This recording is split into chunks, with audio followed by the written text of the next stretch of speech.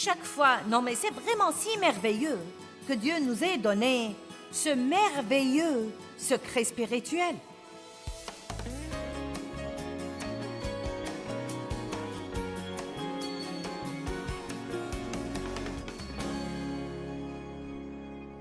Les paroles ont une puissance créative. Quand Dieu a commencé à créer ce que nous connaissons maintenant comme le monde, il a dit quelque chose. Il n'a pas juste pensé, il a dit que la lumière soit. Il a annoncé d'avance ce qu'il voulait voir arriver. La puissance des paroles a divers aspects dont nous pouvons parler. Nous avons dit la nuit dernière que les paroles de notre bouche affectent l'onction sur nos vies, ou la puissance de Dieu sur nos vies, ou la présence de Dieu dans nos vies, et que parfois nous parlons d'une façon qui attriste le Saint-Esprit, et nous sentons par conséquent moins sa présence dans nos vies. Nous nous sentons affaiblis plutôt que fortifiés pour faire les choses que nous voulons faire. Vous pouvez donc accroître la puissance dans votre vie en apprenant à mieux parler. Et qui ne voudrait pas faire ça? Si vous savez que vous pouvez accroître la puissance dans votre vie en apprenant à mieux parler, qui ne voudrait pas faire ça? Eh bien, je vais vous apprendre aujourd'hui comment vous pouvez instantanément accroître votre joie.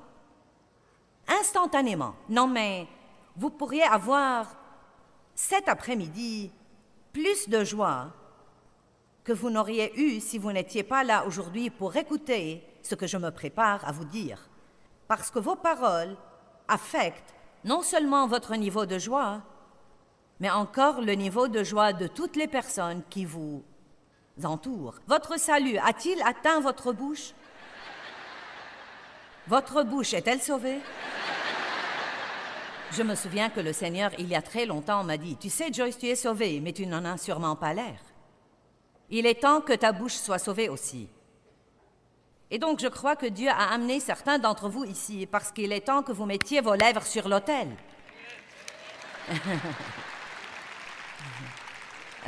Et c'est une décision à prendre. Vous ne pouvez pas dompter votre langue sans l'aide de Dieu, mais il ne va pas tout faire à votre place. Et vous n'allez rien faire si vous ne comprenez pas l'importance de la puissance des paroles. Les paroles contiennent de la puissance, et cette puissance est soit créative, soit cette puissance est destructive. J'ai un verre là et je peux vraiment y mettre tout ce que je voudrais. C'est mon verre. Eh bien, votre bouche est votre bouche et vous pouvez y mettre tout ce que vous voudrez. J'ai de l'eau douce et fraîche ici. Elle me rafraîchira aujourd'hui quand j'aurai soif en prêchant, mais j'aurais pu aussi la remplir debout si j'avais voulu. Et donc, nous devons commencer à prendre la responsabilité des paroles qui sortent de notre bouche. Nous pouvons bénir les gens par nos paroles. Nous pouvons aussi les maudire par nos paroles. La mort et la vie sont au pouvoir de la langue.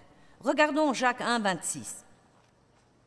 Bien, maintenant lisons ça. Si quelqu'un se croit religieux, et je suis sûre que c'est nous, oui, nous sommes le groupe religieux, observant pieusement les obligations extérieures de sa foi et qu'il ne tienne pas sa langue en bride, mais trompe son propre cœur, le service religieux de cet homme est vain, futile et stérile. Que quelqu'un dise « Waouh ». Maintenant, il y a bien sûr des gens qui comprennent ça et qui exercent beaucoup de maîtrise de soi avec leur bouche. Mais honnêtement et sincèrement, parfois, les gens extrêmement religieux, surtout s'ils penchent vers le côté légaliste de la religion, ces gens peuvent être certains des pires jaseurs au monde parce qu'ils se croient si religieux qu'ils commencent à mépriser les autres personnes et ils commencent à critiquer ou à juger tout ce que font toutes les autres personnes. Et donc la Bible nous le fait bien comprendre, l'apôtre Jacques nous le fait bien comprendre. Si vous vous croyez religieux, si vous vous croyez spirituel ou si vous vous croyez spirituellement mûr et que vous ne tenez pas votre langue en bride, vous vous trompez et votre service religieux est vain et futile. Je crois que ça ne change rien pour Dieu que nous nous assemblions dans nos églises et dans nos édifices et que nous chantions ces beaux cantiques d'adoration si nous allons en sortir et maudire les hommes de la même bouche qui vient de le chanter et de le louer. Je ne sais pas ce que vous en pensez, mais pour moi, je suis contente de prêcher ça ce week-end parce que j'ai besoin de rappels sur ce plan tout le temps. Combien d'entre vous peuvent dire que plus que toute autre chose dans votre vie, votre bouche vous attire des ennuis? Il est évident que Dieu veut que nous écoutions plus que nous ne parlions, sinon nous aurions eu 2 bouches et 1 oreille. Mais puisque nous avons 2 oreilles et 1 bouche, cela veut dire que nous sommes censés écouter plus et parler moins.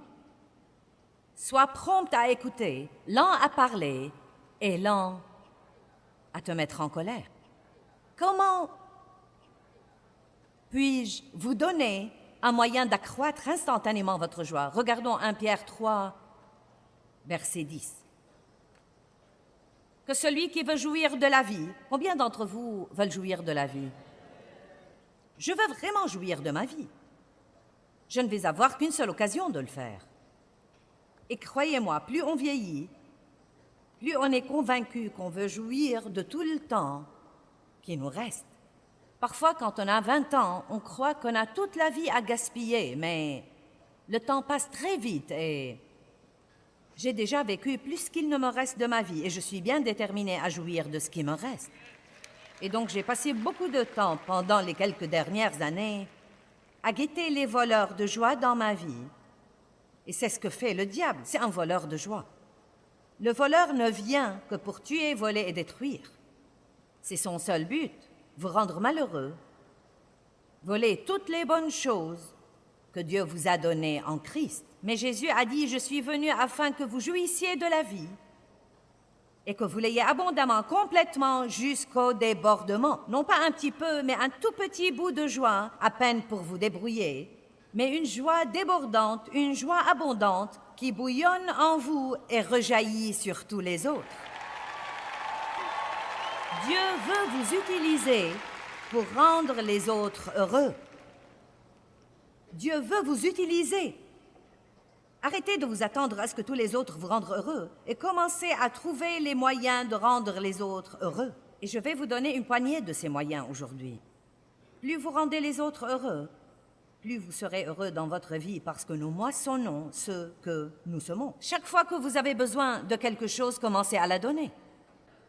N'est-ce pas intéressant? Chaque fois, non mais c'est vraiment si merveilleux que Dieu nous ait donné ce merveilleux secret spirituel. Chaque fois qu'il vous faut plus d'une chose dans votre vie, commencez à la donner et elle commencera à vous revenir sous forme de moisson. Mais si vous donnez des choses négatives, allez-y, ne soyez pas miséricordieux, ne donnez plus la miséricorde. Et quand vous aurez besoin de miséricorde, vous ne l'aurez pas. Soyez critique et dites des choses blessantes aux autres, puis attendez. Quelqu'un vous dira quelque chose qui va vous blesser profondément. Et vous savez quoi? Vous allez le mériter parce que vous l'avez dispensé. C'est étonnant que nous n'arrivions pas à croire les choses que les gens nous disent alors que nous avons dit exactement les mêmes choses. Et nous l'avons oublié. Je suis contente que certains d'entre vous sourient. Je prêche mieux quand vous souriez. Que celui qui veut jouir de la vie et voir des jours heureux, heureux que ce soit visible ou pas, et j'aime ça.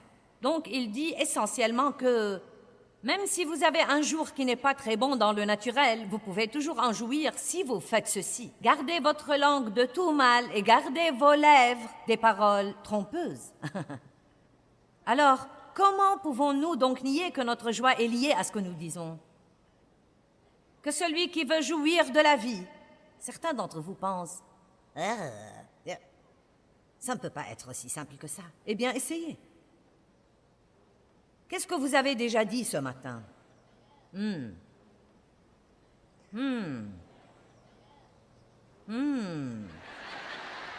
La plupart de nous n'y pensent jamais. Nous nous levons et nous jacassons.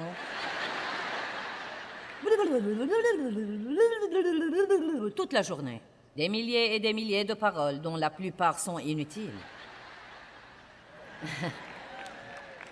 Bavardage inutile, propos inutiles. Et la Bible dit que celui qui parle beaucoup ne manque pas de péché. Et j'aime parler, je suis une grande causeuse.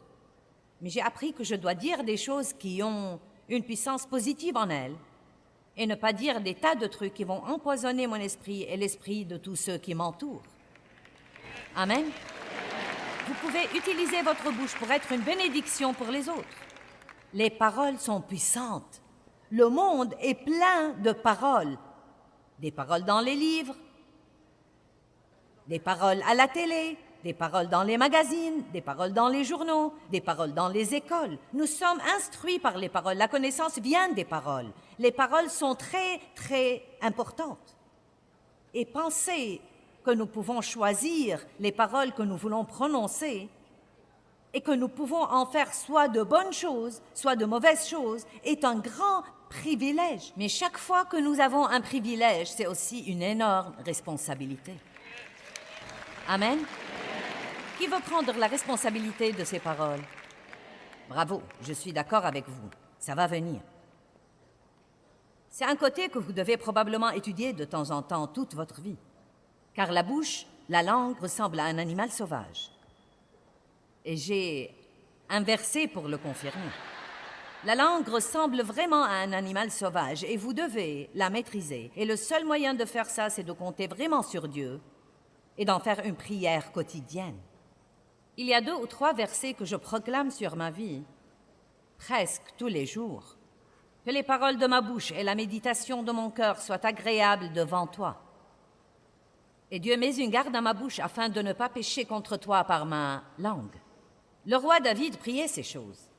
C'est le grand psalmiste David, le doux petit David, le berger David, le roi David, et il priait tout le temps que Dieu l'aide avec sa langue.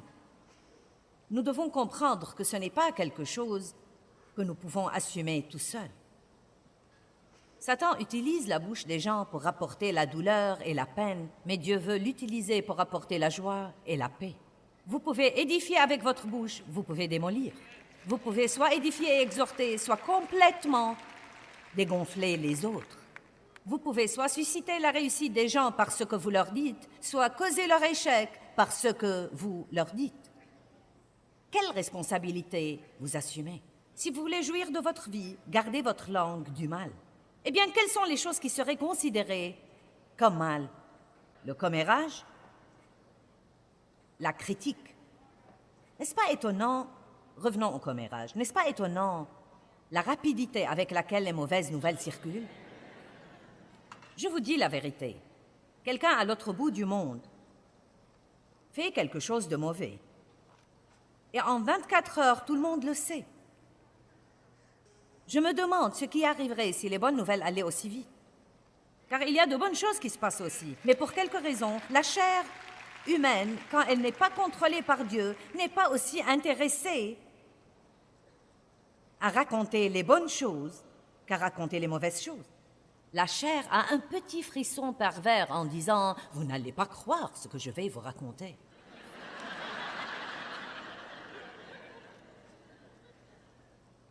Commérage, critique. Qu'est-ce qui arriverait si vous vous abstenez de faire des commentaires critiques aux gens? Sont-ils vraiment nécessaires? Les gens ont-ils vraiment besoin que nous leur disions qu'ils ont des faiblesses et des problèmes sur certains plans? La plupart savent déjà les problèmes qu'ils ont. Nous n'avons pas besoin que quelqu'un d'autre vienne nous les confirmer. Le diable nous tabasse déjà tous les jours. Nous n'avons pas besoin de ça de nos bien-aimés. Être impoli, critique, murmurant. Nous allons consacrer un message entier au murmure. Critiquer, trahir les secrets. Ouh! Pouvez-vous garder le secret quand on vous raconte des trucs? Peut-on vous faire confiance? Peut-on compter sur vous pour ne pas raconter des trucs, même si on ne vous a pas dit de ne pas les raconter? Avez-vous assez de sagesse pour garder le secret des autres et comprendre que s'ils veulent les raconter, vous devez les laisser les raconter eux-mêmes? Il est très dur de trouver quelqu'un aujourd'hui à qui vous pouvez vous confier et être sûr qu'il va garder votre secret. Mais d'un autre côté, le mal peut aussi rentrer dans l'énorme catégorie de tout ce qui est négatif. Dieu veut que nous apprenions à dire des choses positives, de bonnes choses. Maintenant, oui, il y a des problèmes dans le monde et nous n'allons pas ignorer les problèmes, mais nous ne devons pas rabâcher les problèmes Et c'est comme ça que j'ai senti que Dieu veut vous l'expliquer. N'ignorez pas vos problèmes. Les problèmes sont là, nous avons des problèmes, mais nous ne devons pas les rabâcher. Nous ne devons pas en parler, et en parler, et en parler, et en parler, et en parler, et en parler. Si vous avez besoin que quelqu'un prie pour un problème donné, et s'il ne lit pas dans vos pensées, dites-lui votre problème. Mais continuez en disant « Et je crois que Dieu va travailler dans ma vie. J'apprécierai vraiment tes prières. » Ensuite, vous ne devez pas en parler, et en parler, et en parler, et en parler. Plus vous parlez de vos problèmes, plus vous allez vous rendre malheureux. Allez maintenant, nous allons dire ça de nouveau. Plus vous parlez de vos problèmes, plus vous allez vous rendre triste et malheureux. Donc, un des moyens dont vous pouvez instantanément accroître votre joie, c'est d'arrêter de parler de tous vos problèmes, à moins que vous n'ayez un but réel ou que vous en ayez vraiment besoin. Il y a des moments où nous avons besoin de décharger, nous avons besoin de parler, besoin de dire à quelqu'un que nous souffrons. Mais nous devons nous assurer que nous le faisons dans la piété et non seulement pour nous plaindre et geindre et nous apitoyer sur notre sort, car rien de tout ça ne nous aidera et ne nous servira à rien. Laissez-moi le dire encore une fois. Plus nous parlons de nos problèmes, plus nous diminuons notre joie. Et pour que ceux qui sont chez eux ne croient pas que j'ai oublié qu'ils sont là et qu'ils nous regardent à la télé, une parole spéciale pour vous. Plus vous parlez de vos problèmes, bonjour, plus vous parlez de vos problèmes, plus vous allez diminuer votre joie. Vous pouvez instantanément accroître votre joie en décidant « Je vais arrêter de parler de tout ce qui ne va pas dans ma vie. » Amen. Je me sens mieux déjà, et vous? Laissez-moi le dire là-bas aussi. Moins vous parlez de vos problèmes, moins vous aurez de problèmes. Oh! Maintenant, voilà le vrai avantage. Moins vous discutez et parlez de vos problèmes, et moins vous aurez de problèmes. Et même si vous en avez, vous n'en serez pas tellement conscient. Vous n'en serez pas tellement conscient. Priez là-dessus et vaquez à vos occupations. Jouissez de votre vie, Dieu travaille sur votre problème. Ne vous inquiétez de rien, mais en toute chose, par des prières et des supplications, avec des actions de grâce, faites connaître vos besoins à Dieu, et la paix de Dieu qui surpasse toute intelligence gardera vos cœurs et vos pensées en Jésus-Christ pour la vie éternelle. Priez et parlez. Et ne priez pas pour dire ensuite quelque chose qui donne l'impression que vous n'avez pas prié. Est-ce que vous dites ce que vous priez? Ou est-ce que vous priez puis vous dites l'opposé? Allez, j'ai trouvé que c'était plutôt chouette. Priez et parlez. Si Dave va écrire des poèmes, eh bien moi aussi.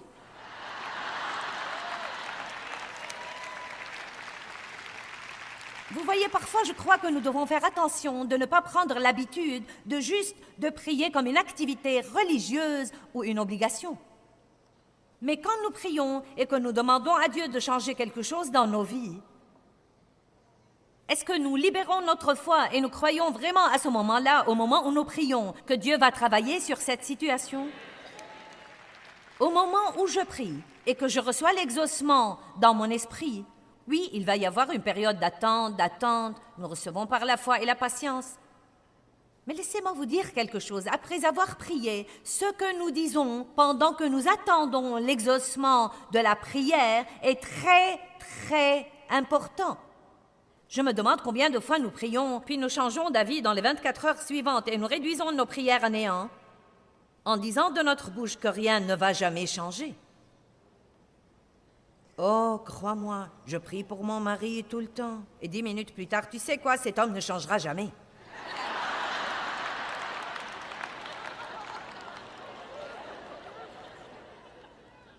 Je prie vraiment pour mes finances, je prie Dieu de me donner une augmentation. Et tu sais quoi, je ne sais vraiment pas si je pourrai jamais me permettre une nouvelle voiture. Priez et dites quelque chose qui va faire valoir vos prières. Donnez à Dieu quelque chose pour travailler avec. Ne priez pas une prière religieuse. Donnez-lui quelques paroles positives remplies de foi pour travailler avec. Dieu, je crois que tu travailles dans ma vie. C'est quelque chose que j'ai appris et je le pratique depuis de nombreuses années. Après la prière, Je commence à croire que Dieu travaille indépendamment de ce que je vois et de ce que je ressens. Laissez-moi vous dire quelque chose. La plupart du temps, quand nous voyons le moins et que nous sentons le moins, c'est là que Dieu travaille le plus. Vous m'avez entendu? Quand vous voyez le moins et que vous sentez le moins, c'est dans ces moments-là que Dieu travaille le plus. Dieu travaille en secret et ensuite, subitement, il met les choses au grand jour. Amen?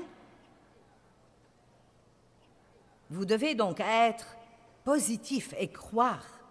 Et chaque fois que vous priez pour quelque chose, quand le diable essaye de vous le rappeler comme un souci, ouvrez la bouche et dites « Je crois que Dieu travaille sur cette situation ». Donnez à Dieu des paroles remplies de foi. « Je crois que tu travailles, Dieu. Je crois que tu travailles. » Et non pas « Je n'ai pas l'impression que quelque chose se passe. » Eh bien, je ne sais vraiment pas si Dieu a écouté ma prière. Je ne sais pas parce que je ne vois rien arriver. Je ne sais vraiment pas si je peux tenir, Dieu. Je n'ai vraiment pas l'impression que tu travailles. Est-ce que quelqu'un comprend ce que je dis? Donc nous prions, mais que disons-nous après avoir prié? Exercez-vous, dites, je prie. Mais ensuite, qu'est-ce que je dis après avoir prié? Nous devons dire ce que nous avons prié. Bien. Louez Dieu.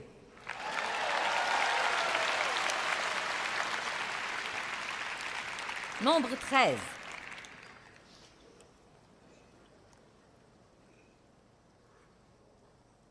Ce n'est pas parce qu'il y a de mauvaises choses qui se passent autour de vous que vous devez forcément en parler. Peut-être que vous travaillez dans une société et qu'il y a là deux choses qui vous exaspèrent. Mais oui, vous pensez, il y a plus que deux choses, ma chère. Eh bien, vous savez quoi, murmurer ne va rien changer. Prier là-dessus pourrait tout changer, car à Dieu, tout est possible. Et vous savez quoi, si vous avez une bonne attitude là où vous êtes et qu'on refuse de vous traiter comme il faut, ne glissez pas dans le commérage et les critiques comme les autres font. Dieu peut vous faire sortir de là s'il le faut et vous trouver un bien meilleur emploi. Dieu s'occupera de vous si vous faites ce que vous êtes censé faire. Dieu s'occupera de vous si vous faites ce que vous êtes censé faire. Peut-être qu'il y a, si vous y pensez vraiment et sérieusement, disons qu'il y a peut-être 10 choses formidables dans la société et 2 choses dans cette société qui vous irritent énormément. Eh bien, desquelles parlez-vous le plus? Je vais vous laisser y penser une minute.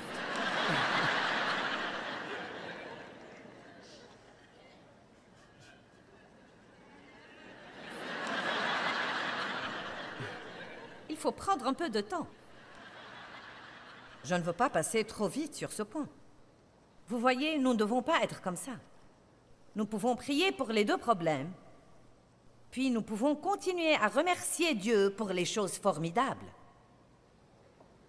Allez maintenant, nous allons prier pour les problèmes et nous allons remercier Dieu pour les 10 choses formidables. Et quand les autres employés viennent nous voir pour se plaindre des problèmes, nous devons essayer d'aider tout le monde en disant « Eh oui, il y a des choses qui doivent être changées, mais vous savez, il y a des choses formidables ici aussi. » Gardons donc une bonne ambiance.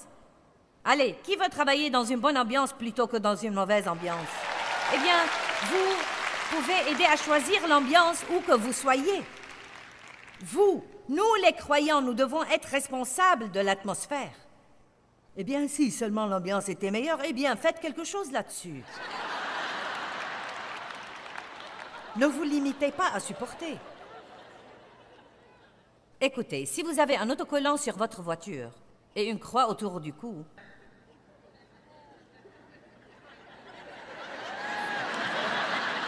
et si vous vous asseyez à la table du déjeuner et que vous potinez comme tous les autres, ne croyez pas un seul instant qu'ils ne vous jugeront pas.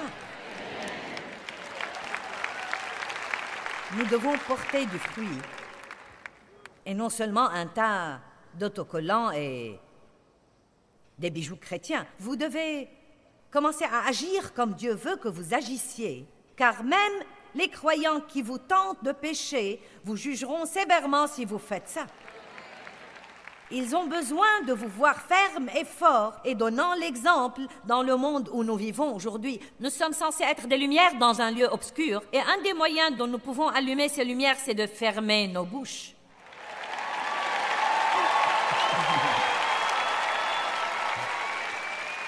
Au moins fermez-les jusqu'à ce que quelque chose de bien en sorte. Et vous savez, le Saint-Esprit, si vous commencez à prier là-dessus, le Saint-Esprit vous convaincra juste avant d'être prêt.